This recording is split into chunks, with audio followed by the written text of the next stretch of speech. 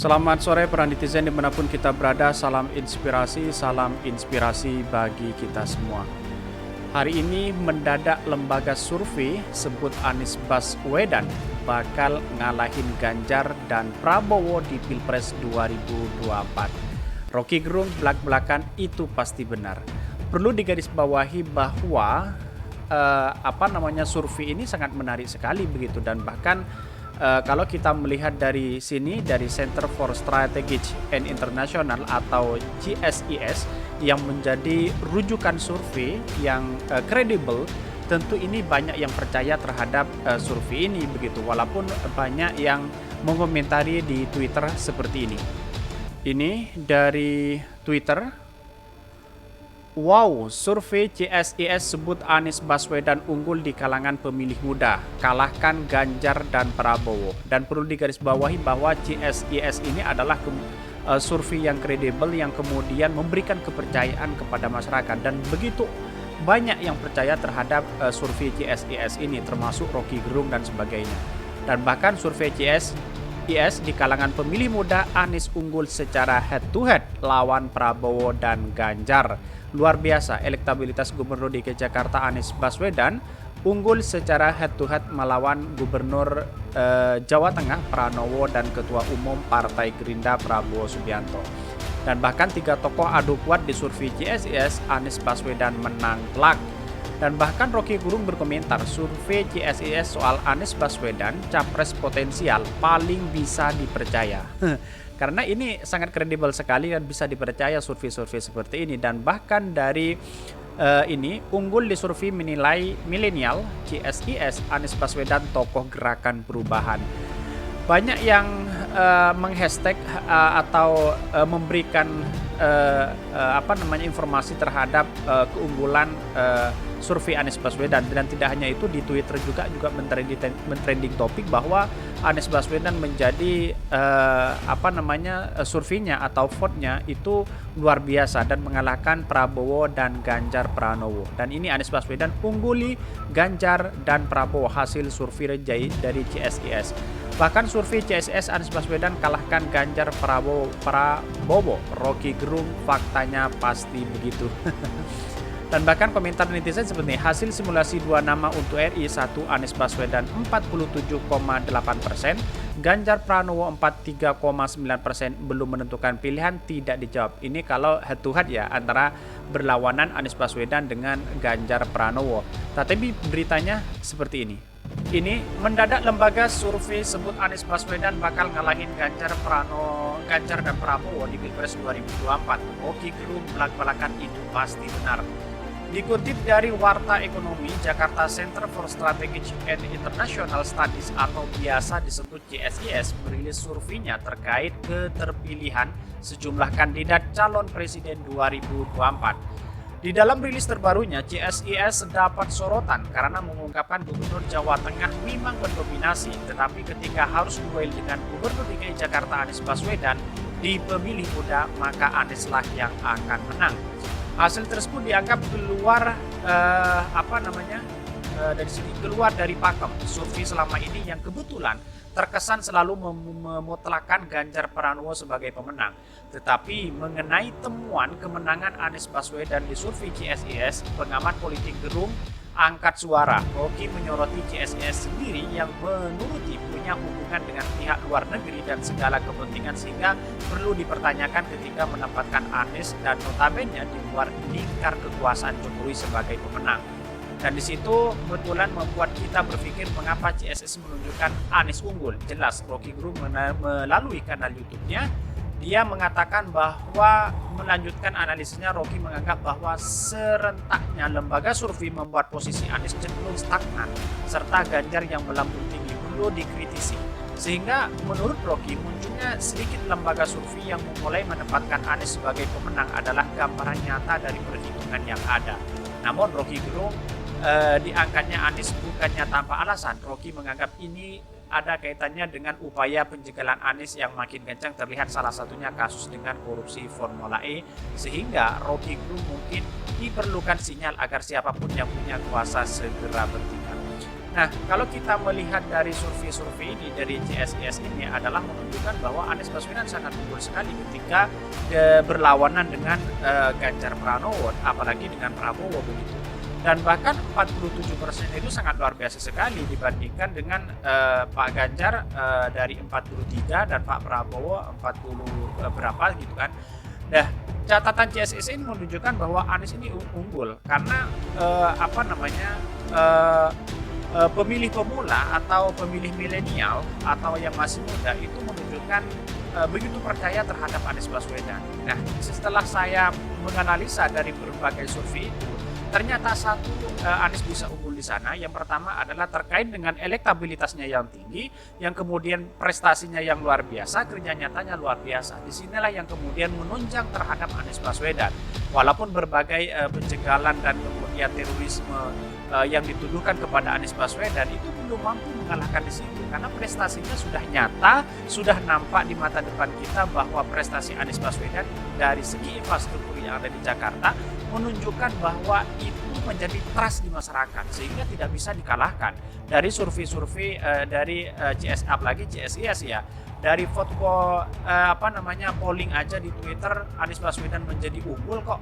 Ini yang jadi kemudian menjadi satu acuan dari relawan-relawan Anies yang kemudian Anies pasti menang di Pilpres 2024. Ini belum final ya, tetapi ini kalau Anies dijegal terus kemudian berbagai hal yang diisukan kepada Anies bisa jadi itu turun elektabilitasnya. Tapi sekarang trust kepercayaan masyarakat itu masih belum tergoyahkan dalam dalam survei-survei ini terhadap kepercayaan Anies Baswedan begitu. Dan bahkan dalam berita yang lain yang dikutip dari CNN Indonesia, survei Capres 2024 CSIS, Anies menang semua duel, Prabowo kiok terus.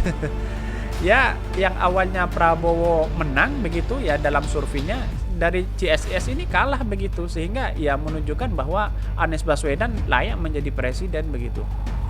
Dan bahkan dikutip dari Jakarta dari CNN Indonesia, hasil survei Center for Strategic International Studies ketika Anies Baswedan diduelkan dengan Ganjar Pranowo atau Prabowo Subianto, maka yang menang itu adalah Anies Baswedan. Dalam rilis survei terakhir CSIS itu, meski Anies kalah dalam beberapa simulasi lain, Gubernur DKI Jakarta tercatat unggul dalam semua simulasi tersebut.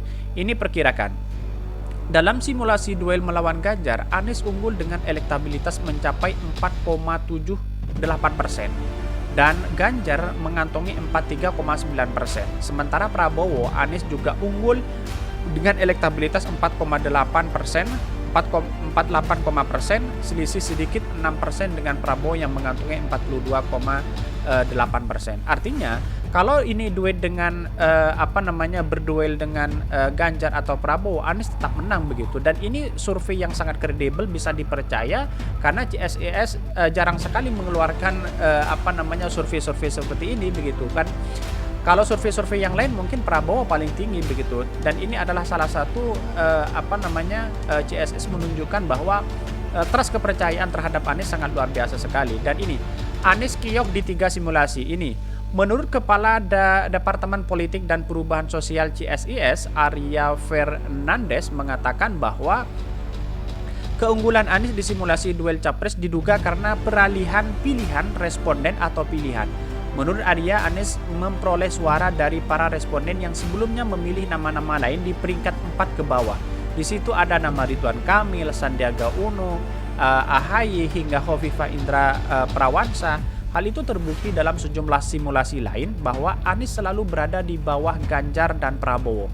Dalam simulasi 14 nama misalnya, Anies berada di bawah Ganjar dan Prabowo dengan hanya mengantongi 18,1%. Dalam artian bahwa dalam simulasi 7 nama, Anies juga peringkat ketiga di bawah Ganjar Prabowo dengan 19,9%. Lalu simulasi 3 nama, Anies juga di peringkat ketiga dengan 25,7%.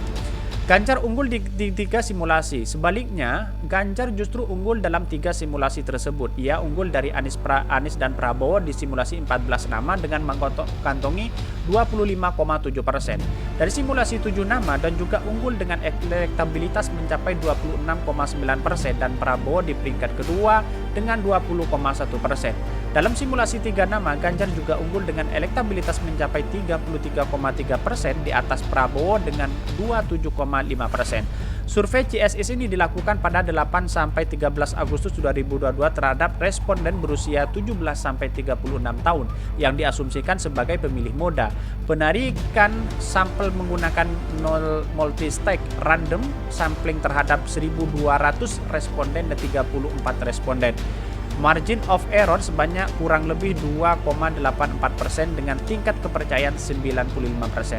Artinya kalau ini diduelkan antara Anies dengan Ganjar, maka yang elektabilitasnya tinggi adalah Anies Baswedan. Karena pemilihan yang tidak masuk seperti Ridwan Kamil dan Sandiaga Uno dan Erick Thohir sebagian besar akan mendukung Anies Baswedan begitu. Karena inilah yang kemudian pemilih muda itu cenderung kepada Anies Baswedan. Yang pertama, Anies Baswedan bisa dikatakan punya prestasi, kenal dengan rakyat, dekat dengan rakyat, yang kemudian juga sering dituduhkan intoleran, tapi nyatanya masyarakat sudah percaya terhadap itu. Terus kemudian walaupun digoreng habis-habisan beritanya, tapi anak-anak muda sekarang itu tidak begitu percaya terhadap apa yang dilakukan oleh para buzzer-buzzer di luar sana begitu. Dan bahkan dalam survei yang lain, ini survei elektabilitas CSIS, Ganjar dominan, tapi kiok saat duel versus Anies Baswedan. Ini yang kemudian menjadi catatan bahwa dari usia 17 sampai 39 tahun itu menunjukkan pemilih pemula yang kemudian tertarik kepada Anies Baswedan begitu. Dari segi kepemimpinan, dari segi prestasi, dari segi kegaguman, disinilah masuk pada umur 17 sampai 39 tahun.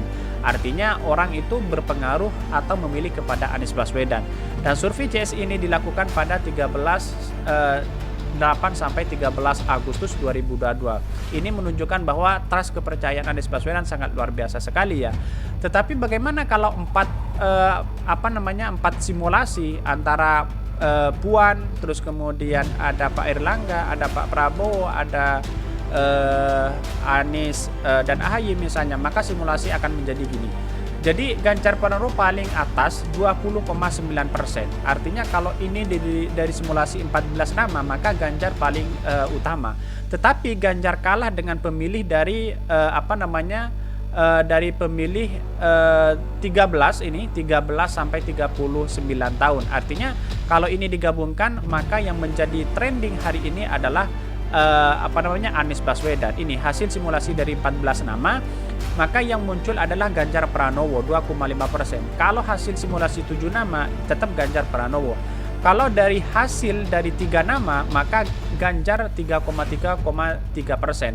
Kalau hasil simulasi 2 jadi head to head, maka kemudian yang menjadi unggul itu adalah Anies Baswedan. Dan inilah yang kemudian menjadi pertimbangan bahwa nanti pada Pilpres 2024 bisa jadi Anies Baswedan versus Ganjar begitu.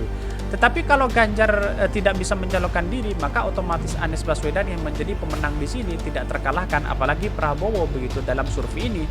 Karena Pak Prabowo sendiri ketika 14 nama muncul, maka muncul 19,2%. Artinya kalah besar begitu. Dan sini 20%, dan Anies kalau simulasinya 2 tetap Anies yang menang begitu. Ini menunjukkan bahwa kepercayaan sangat luar biasa, dan bahkan penjelasan CSIS seperti ini. Dia mengatakan bahwa dari 14 nama 7-3 Ganjar Pranowo masih pada posisi teratas pada simulasi 14, dan 7 tetap posisi kedua Prabowo Subianto dan ikuti oleh Anies Baswedan begitu. Sementara kalau head to head dilakukan, ini Anies memperoleh suara lebih banyak daripada Ganjar. Dia menyebut suara Anies didapat dari pemilih yang sebelumnya mendukung. Nah, mengapa partai-partai yang lain banyak mengusungkan dari 4 nama-nama tokoh begitu? Karena persaingannya sangat ketat. Kalau tiga aja simulasinya, misalnya Puan, terus kemudian Prabowo, terus Anies Baswedan, yang menang pasti Anies Baswedan. Karena apa? Karena simulasinya 3. Ketika diikutkan Ganjar, maka ini akan menjadi sengit ya, menjadi lawan yang sejajar antara Ganjar dengan Anies Baswedan. Tapi kalau kita melihat ini, maka di pemilihan kedua kalau tidak menang telak, maka perlawanannya adalah Ganjar dengan Anies Baswedan. Justru yang menjadi menang itu adalah Anies Baswedan. Ini menurut survei dari JSIS ya, karena memang ini kredibel dan bisa dipercaya begitu, dan bahkan bisa dipertanggungjawabkan survei-survei seperti ini. Berbeda dengan survei-survei yang lain mungkin lebih mengunggulkan Prabowo dan sebagainya begitu.